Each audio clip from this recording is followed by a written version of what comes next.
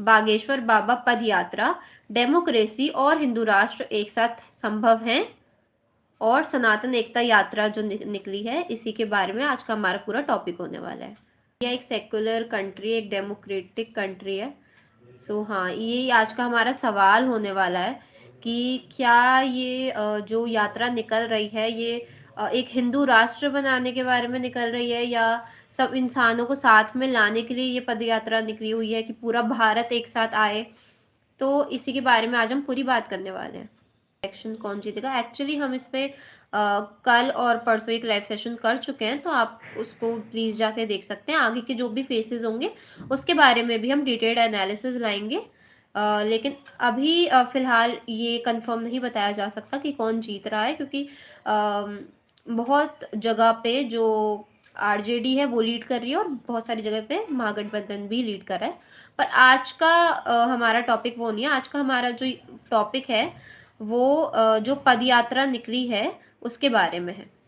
जो बाबा बागेश्वर की सनातन एकता यात्रा है, उसके बारे में ये यात्रा निकली है जो, तो उसके बारे में हम पूरी बात करने वाले हैं आज, राइट। तो अब बात करते हैं कि यात्रा का मुख्य संदेश क्या है। ये यात्रा क्या संदेश देना चाह रही है। तो बाबा बागेश्वर जी के अनुसार आज के समय में हिंदू समाज आपस में भेदभाव, खासकर जाति पात में बंधा हुआ है।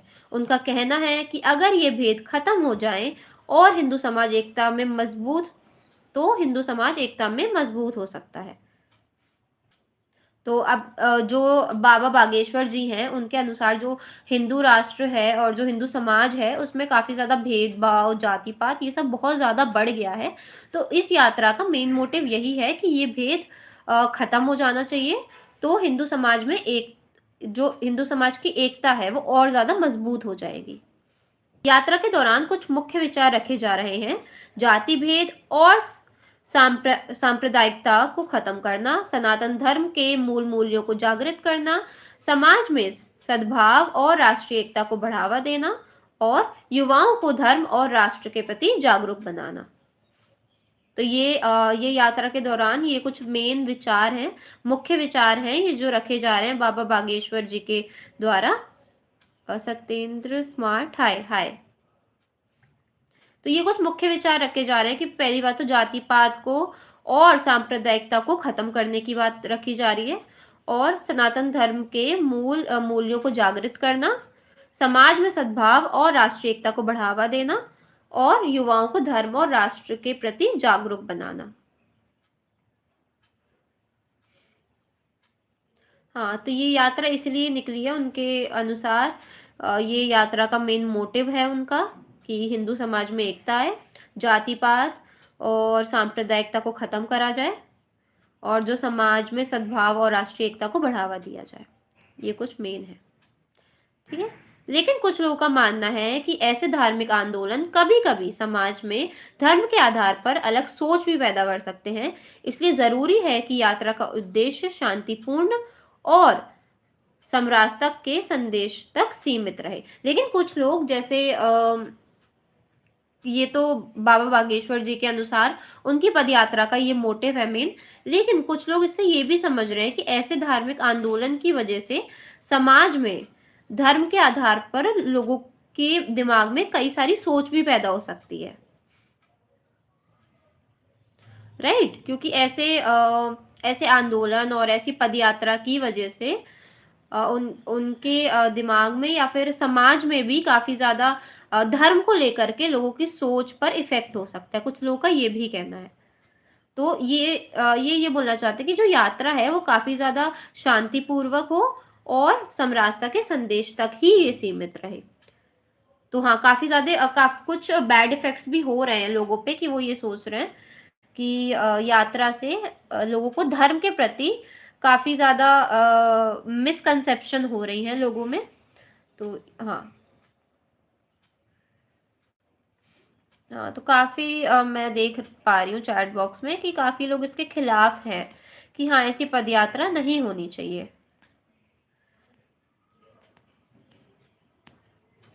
कि इस पदयात्रा की वजह से काफ़ी नुकसान होगा, और लोगों में इसके मतलब एक धर्म के प्रति काफ़ी ज़्यादा आक्रोश भी भर सकता है।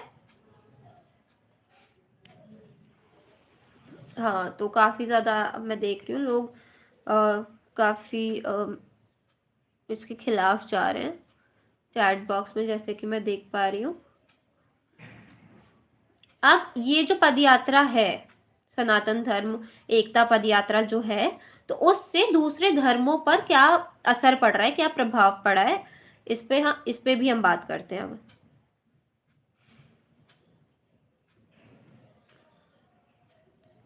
हिंदी में है, पर है, जो पेंशन पेंशन की जरूरत है।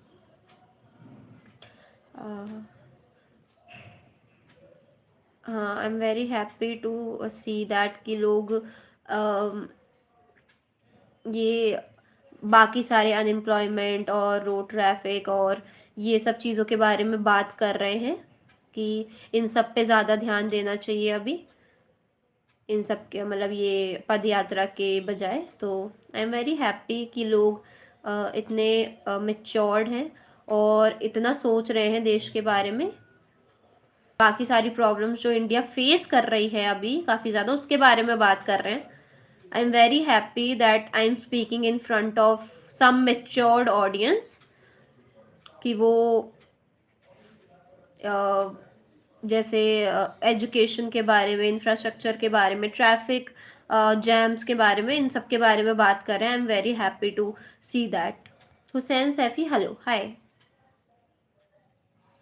या तो हाँ, मतलब कहीं ना कहीं हमें ये बाकी मुद्दों से भी भटका रहा है, जो सीरियस इश्यूज हैं हमारे देश में, उससे ये कहीं ना कहीं उसको भटका रहा है, भटकाने वाली बात है।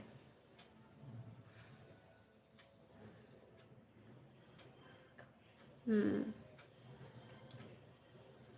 तो चलिए अब हम इस बारे में बात करते हैं कि इस पदयात्रा की वजह से दूसरे धर्मों पर क्या इफेक्ट पड़ रहा है, क्या प्रभाव पड़ रहा है। ठीक है, बाबा बागेश्वर जी कहते हैं कि उनका उद्देश्य किसी भी धर्म के खिलाफ नहीं है, बल्कि हिंदू धर्म के अंदर एकता को मजबूत करना है।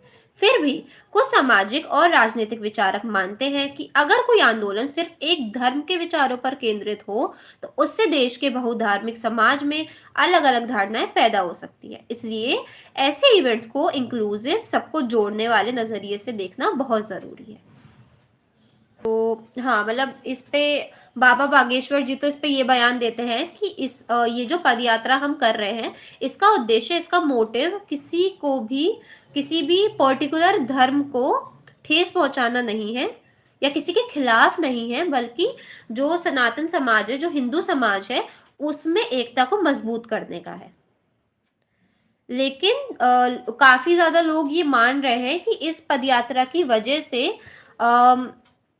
बाकी सारे धर्मों के बीच काफी ज्यादा कॉन्फ्लिक्ट्स हो रहे हैं कि अगर जैसे कोई कोई भी आंदोलन होता है या कोई भी पदयात्रा होती है, वो पर्टिकुलरली एक धर्म को डेडिकेटेड होती है, तो उससे जो देश की एक इक्वालिटी है, जो देश में जो जुड़े रहने की भावना है, उस पर थोड़ा सा असर पड़ता है। तो ये भी लोग मतलब इस पे ये चीज मतलब बागेश्वर जी तो जाहिर सी बात है, वो तो इस पद यात्रा के बारे में यही कह रहे हैं कि हमारा मोटिव किसी पर्टिकुलर धर्म के खिलाफ नहीं है या उनको नुकसान पहुंचाना नहीं है, बस हम अपने सनातन धर्म जो है उनमें एकता लाना चाहते हैं।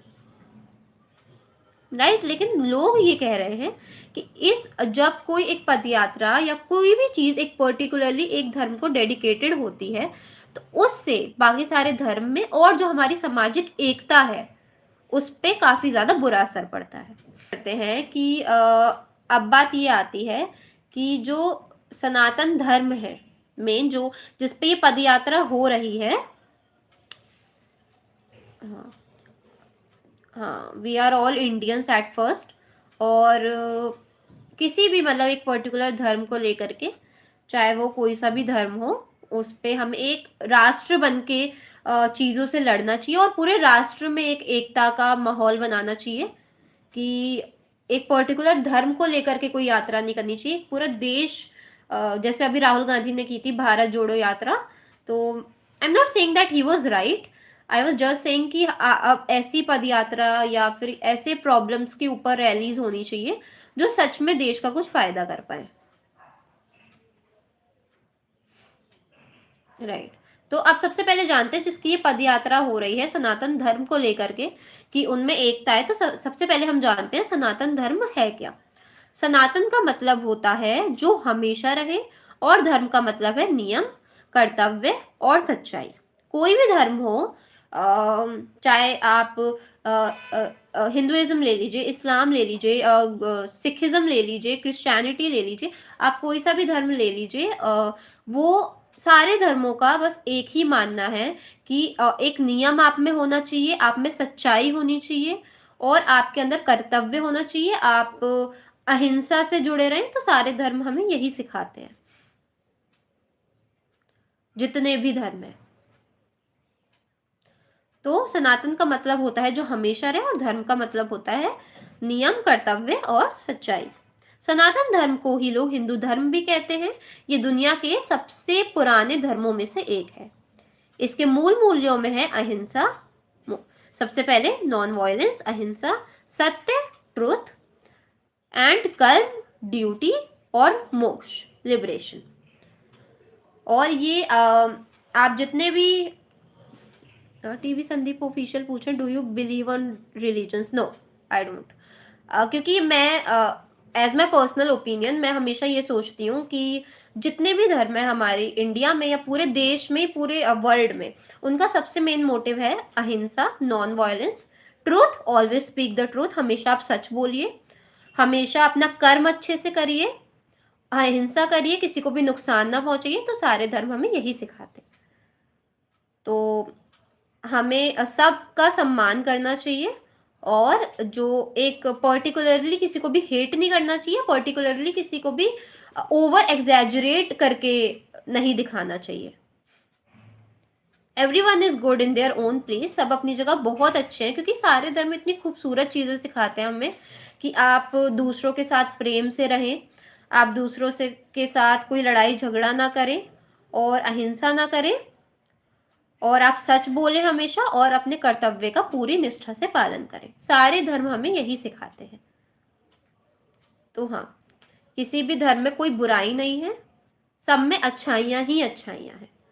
तो सनातन धर्म एक जीने का तरीका है जहां व्यक्ति को अपने कर्तव्य के साथ समाज और प्रकृति के प्रति संवेदनशील रहना चाहिए, और उसको अपनाना चाहिए।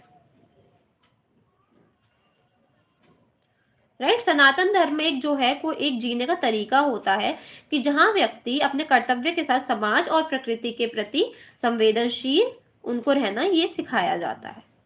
राइट। तो सनातन धर्म का यही मतलब है कि सनातन धर्म हमें बेसिकली यही सिखाता है, अहिंसा सिखाता है, ट्रुथ सिखाता है, और अपना कर्म सिखाता है, और मोक्ष सिखाता है। आएंगे हिंदू राष्ट्र कर रहे हैं ये जो तो हिंदू राष्ट्र है क्या बेसिकली, ठीक है। तो हिंदू राष्ट्र का अर्थ है ऐसा राष्ट्र जहां हिंदू धर्म और संस्कृति को राष्ट्रीय स्तर पर महत्वता दी जाए। ये हिंदू राष्ट्र ये होता है, ठीक है। हिंदू राष्ट्र का अर्थ होता है कि जहां पर हिंदू धर्म को और संस्कृति को राष्ट्रीय स्तर पर महत्व दिया जाए, यहाँ पर हिंदू मूल्यों जैसे संस्कार, परंपरा, धार्मिक पहचान को राष्ट्रीय पहचान के रूप में देखा जाता है। और समर्थक कहते हैं कि हिंदू राष्ट्र का मतलब सबको बराबरी देना और हिंदू संस्कृति के आधार पर समाज को जोड़ना है। लेकिन आलोचक मानते हैं कि अगर राष्ट्र किसी एक धर्म के सिद्धांतों पर चले तो दूसरे धर्मों के नागरिकों के लिए अलगाव या असुरक्षा का भाव पैदा हो सकता है। तो मतलब जैसे हिंदू राष्ट्र के हम बारे में बात करते हैं कि हिंदू राष्ट्र बेसिकली एक ऐसा देश है जहाँ पर हिंदू के मूल्यों को और हिंदुओं के जो प्रिंसिपल्स हैं उनको सबसे ज़्यादा महत्व दिया जाए। ये अच्छी बात है, काफ़ी ज़्यादा अच्छी बात है।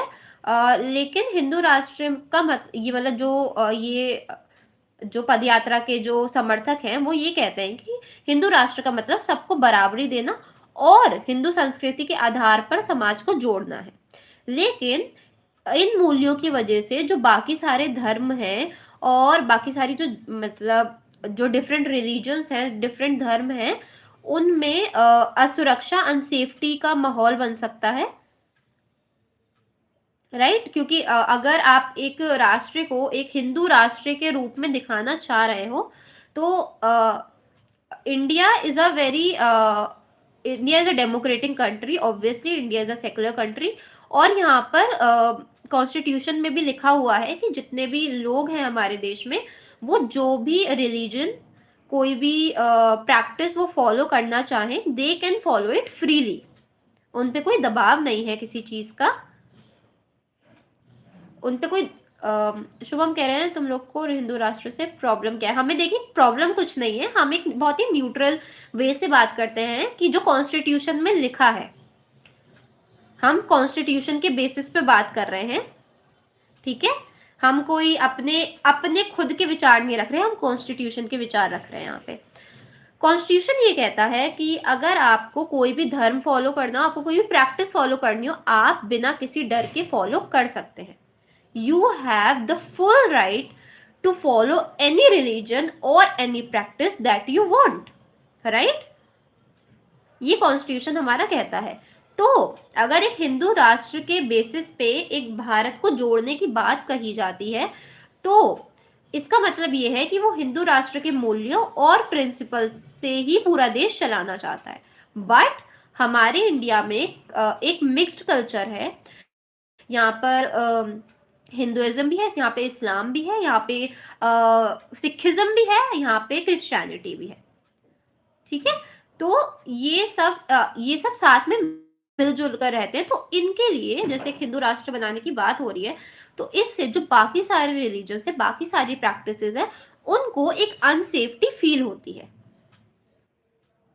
राइट? उनको एक अनसेफ्टी फील होती है कि अगर ऐसा हुआ तो हम सिक्योर्ड नहीं है, हम सेफ नहीं है, उनको एक अनसेफ्टी वाली फीलिंग आती है। सैनी ब्लॉग्स हाय हाय।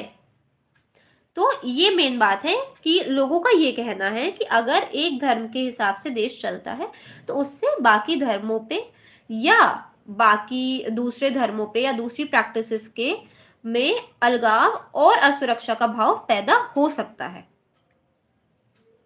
डेमोक्रेसी और लोकतंत्र क्या है? ठीक है, डेमोक्रेसी या लोकतंत्र का मतलब होता है जनता के द्वारा, जनता के लिए और जनता का शासन। ये डेमोक्रेसी का मतलब होता है। इसमें हर नागरिक को अपनी राय देने का अधिकार होता है, धर्म, जाति और विचार की आजादी होती है, और कानून सबके लिए बराबर होता है, ठीक है? तो डेमोक्रेसी जो है, डेमोक्रेसी जनता के लिए है और जनता के द्वारा है, और जनता का शासन है पूरा डेमोक्रेसी में। और डेमोक्रेसी में आप कोई भी आपको अपनी कोई भी राय देने का अधिकार होता है, आपको अपने ओपिनियंस देने का हक होता है।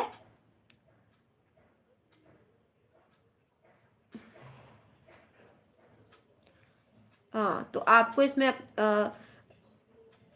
हमारे कॉन्स्टिट्यूशंस में काफी सारे राइट्स भी हैं, right to express oneself, ऐसा भी एक राइट है। तो हाँ, डेमोक्रेसी में आपको अपनी राय देने का पूरा अधिकार होता है, कोई भी धर्म और जाति और विचार पाने की, अपनाने की आपको आजादी होती है, और कानून सबके लिए बराबर होता है।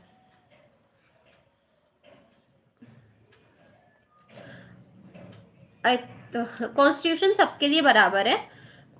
कॉन्स्टिट्यूशन में हर नागरिक इक्वल है, हर धर्म इक्वल है, और हर नागरिक को कोई सा भी धर्म या कोई भी विचार या कोई भी जाति उसको प्रैक्टिस करने का पूरा हक होता है, राइट? तो और कानून सबके लिए बराबर होता है डेमोक्रेसी में। लोकतंत्र में राष्ट्र किसी एक धर्म या संप्रदाय के आधार पर नहीं, बल्कि सभी के सम्मान और अधिकार पर चलाया जाता है, राइट?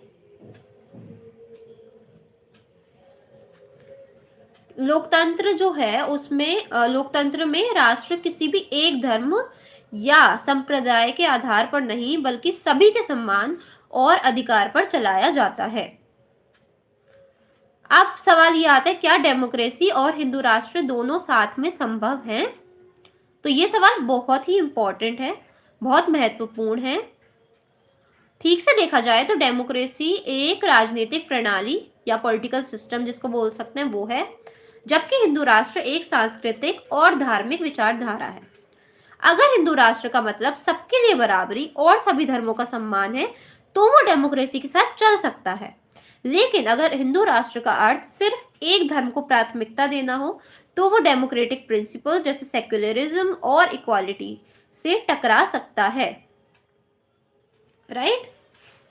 अब बात ये आती है, अभी जब हमने बात की कि डेमोक्रेसी और जो हिंदू राष्ट्र है वो साथ में चल सकता है, तो देखिए अभी हमने हिंदू राष्ट्र और डेमोक्रेसी दोनों का मतलब समझा। अगर एक हिंदू राष्ट्र का मतलब ये है कि वो पूरे देश को साथ में लेके चले और सबकी भावनाओं का सम्मान करे, सब इंसानों का सम्मान करे, तो ये डेमोक्रेसी के साथ पॉसिबल है हिंदू राष्ट्र। लेकिन अगर हिंदू राष्ट्र का अर्थ सिर्फ एक धर्म को प्राथमिकता देना हो, सिर्फ एक धर्म को इंपॉर्टेंस देना हो, सिर्फ एक धर्म पे पूरा देश चलाना हो, तो वो डेमोक्रेटिक प्रिंसिपल्स के साथ टकरा सकता है। राइट? तो डेमोक्रेसी और हिंदू राष्ट्र तभी संभव है जब हिंदू राष्ट्र का मतलब सभी इंसानों, सभी धर्मों और सभी जातियों को सम्मान देना हो। तभी ये डेमोक्रेटिक प्रिंसिपल्स के साथ मीट हो सकता है और तभी ये साथ में चल सकता है। देखिए हमारा मेन मोटिव किसी पर्टिकुलर रिलीजन को टारगेट करना नहीं है, प्लीज। हमारा सिर्फ मोटिव है ये पदयात्रा जो हो रही है, इज इट राइट और रॉन्ग, बस। और इससे जो हमारी जनता है, जो हमारा देश है, उसको क्या असर पड़ेगा, we are just talking on that. और कोई ऐसा हमारा वो नहीं है कि हम किसी पर्टिकुलर रिलीजन या पर्टिकुलर प्रैक्टिस को टारगेट करें। सो प्लीज़ आप भी प्लीज़ किसी पर्टिकुलर किसी रिलीजन या प्रैक्टिस को टारगेट मत कीजिए, क्योंकि we are free. India is a free country, India is a democratic country, और सबको इसमें अपने प्रैक्टिसेस को फॉलो करने का पूरा हक है। थोड़ा सा देखते हैं यूथ और देश की दिशा। आज चाइना के युवा नए नए इनोवेशंस कर रहे हैं। कोई रोबोट बना रहा है, कोई एआई मॉडल, कोई स्पेस टेक में कमाल कर रहा है। वहां के कॉलेज स्टूडेंट स्टार्टअप खोल रहे हैं और दुनिया के मार्केट में अपना नाम लिख रहे हैं। और इधर इंडिया में हमारे युवा इलेक्शन रैली में झंडा लेकर नारे लगाते हुए, मुहर्रम के जुलूस में भीड़ते हुए या बाबाओं की पदयात्रा में भागते हुए दिख जाते हैं। क्यों? क्योंकि ज्यादातर बेरोजगार हैं और सिस्टम ने उनके टैलेंट को डायरेक्शन नहीं दी।